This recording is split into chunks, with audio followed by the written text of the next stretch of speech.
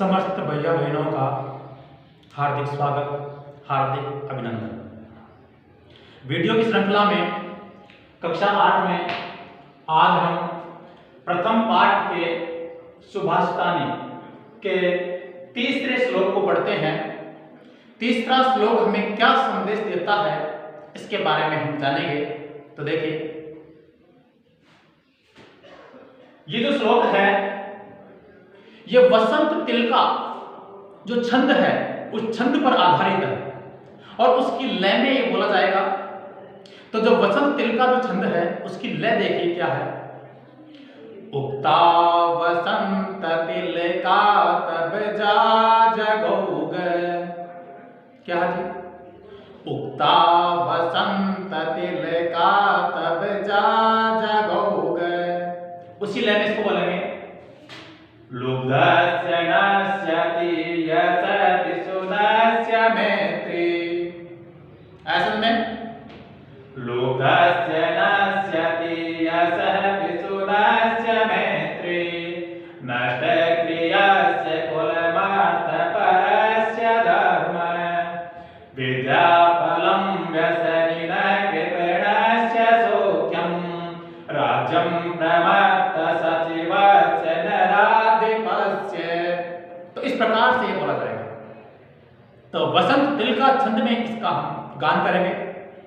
तो आपने देखा कि उगता वसंत तिल का तब जा जगोग, लुब्धस्य नश्यति यसति सुनस्य मैत्री, नष्ट क्रियस्य कुलमार्थ परस्य धर्म, विद्याफलं व्यसनिनः कृपणस्य सौख्यं, राज्यं प्रमत्त सचिवस्य नराधिपस्य। अब इसका अर्थ समझते हैं। इसका अर्थ समझने के लिए क्या कहना चाह रहा है? लुब्धस्य नश्यति यशः, लुब्धस्य नश्यति यशः।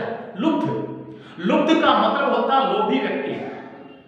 जो लोभी व्यक्ति होता है, लुब्धस्य यानी लोभी व्यक्ति का, नश्यति यानी नष्ट हो जाता है। क्या नष्ट हो जाता है? यशः। यशः का अर्थ होता है कीर्ति, उसका सम्मान नष्ट हो जाता है। जो लोभी व्यक्ति होता है उसका यश, कीर्ति या सम्मान नष्ट हो जाता है। उसी प्रकार से पिशुनस्य मैत्री, पिशुन का अर्थ होता है चुगलखोर, जो चुगली करता है। उस चुगली करने वाले की मैत्री यानी मित्रता नष्ट हो जाती है। तो क्या समझ में आया कि लोभी व्यक्ति का यश यानी सम्मान नष्ट हो जाता है और जो चुगलखोर व्यक्ति होता है, पिशुन यानी चुगलखोर, उसकी मित्रता नष्ट हो जाती है। और नष्ट क्रियस्य कुलम, नष्ट क्रिय अर्थात जो क्रिया नहीं करता है, जो क्रिया करने में क्या विफल हो चुका है, अर्थात जो क्रिया नहीं करता है उसका कुल यानी वंश नष्ट हो जाता है। अर्थात कार्य नहीं करने वाला, कार्य नहीं करता, केवल खाता है, तो उसका कुल यानी जो वंश है वो नष्ट हो जाता है। और अर्थपरस्य धर्म है, अर्थपरस्य जो धन का लोभी होता, अर्थ का मतलब होता धन, जो धन का लोभी होता है, धन की इच्छा करता है, उसका धर्म भी क्या हो जाता है जी? नष्ट हो जाता है। उसका धर्म भी नष्ट हो जाता है, अर्थात वह धन के लिए अपने धर्म को भी छोड़ देता है। तो इसलिए इसने कहा है कि अर्थपरस्य धर्म है, अर्थात जिसके धन में इच्छा होती है वह उसका धर्म भी नष्ट हो जाता है, वह अपने धर्म को भी त्याग देता है। फिर क्या किया है? कहा गया है कि विद्याफलम व्यसनिनः है। जो व्यसन करता है, जो नशा करता है, वो नशा करने वाले का विद्या रूपी जो फल है वह फल भी नष्ट हो जाता है। वो कृपणस्य सौख्यम, कृपण का मतलब होता कंजूस व्यक्ति। जो कंजूस व्यक्ति होता है उसका सुख भी नष्ट हो जाता है, यानी कंजूस व्यक्ति को कभी सुख नहीं मिलता है, चाहे वो कितना ही पैसा वाला हो जाए। तो यही कहा गया है कृपणस्य सौख्यम, अर्थात जो कंजूस व्यक्ति होता है उसका सुख नष्ट हो जाता है। उसी प्रकार से कहा गया है कि राज्यं प्रमत्त सचिवस्य नराधिपस्य, अर्थात वह राजा जिसके जो सचिव है, जिसके मंत्री संतरी हैं, वे प्रमत्त हो गए हैं, किसमें? अपने सुख सुविधाओं में मदमस्त हो गए हैं, तो उस राजा का राज्य भी नष्ट हो जाता है। क्या कहा गया है कि राज्यम प्रमुख सचिवस्य, नराधिपस्य, अर्थात वह राजा जिसके मंत्री लोग अपने सुख सुविधाओं में मदमस्त हो गए हैं, तो उस राजा का क्या हो जाएगा? राज्य भी नष्ट हो जाएगा। तो इस श्लोक का यही अर्थ है। तो इसे लिखिए, आगे देखिए। अगला श्लोक हमारा, यह भी वसंत तिल का छंद में ही है।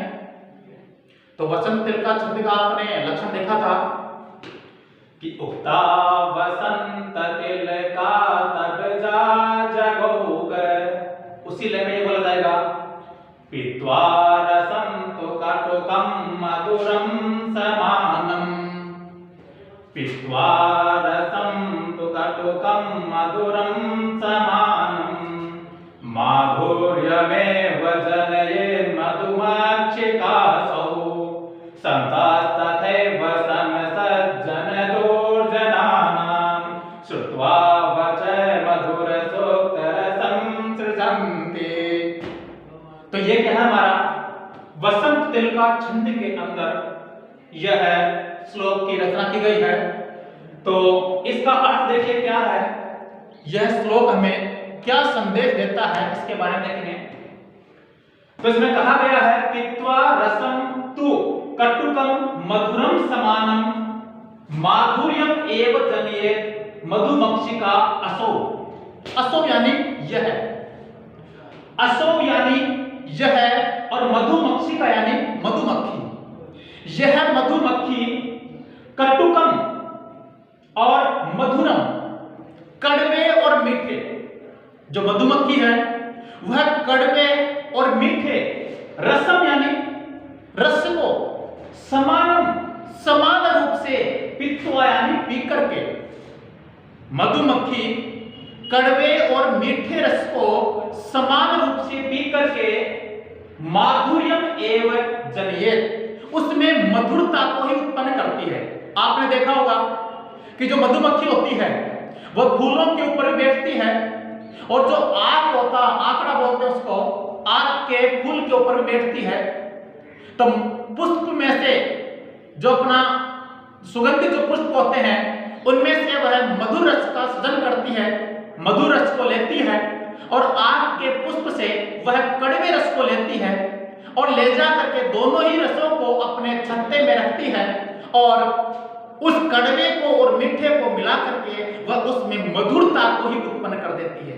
तो उसी प्रकार से कहा गया है कि असो यानी यह मधुमक्षिका, कटुकम मधुरम रसम यानी कड़वे और मीठे रस को समान रूप से पी करके उसमें मधुरता को ही क्या करती है? उत्पन्न करती है।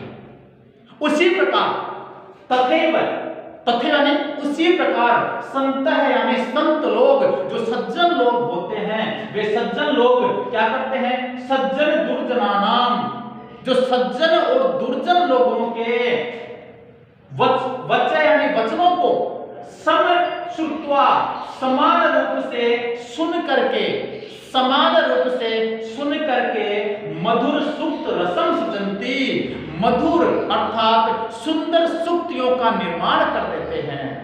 ऐसा में कि जो सज्जन जो लोग होते हैं यानी जो संत लोग होते हैं, वे सज्जन लोगों की और दुर्जन लोगों के वचनों को समान रूप से सुनते हैं, और समान रूप से सुन करके क्या करते हैं? जिस प्रकार से मधुमक्खी मधुर सुक्त रस का सृजन करती है, उसी प्रकार से संत लोग भी दुर्जन और सज्जन लोगों के वचनों को समान रूप से सुन करके मधुर सुक्तियों का सृजन करते हैं, अर्थात अच्छी सुक्तियां, सुंदर सुक्तियों का निर्माण कर देते हैं, ताकि वे अपने जीवन में कुछ संदेश दे सके।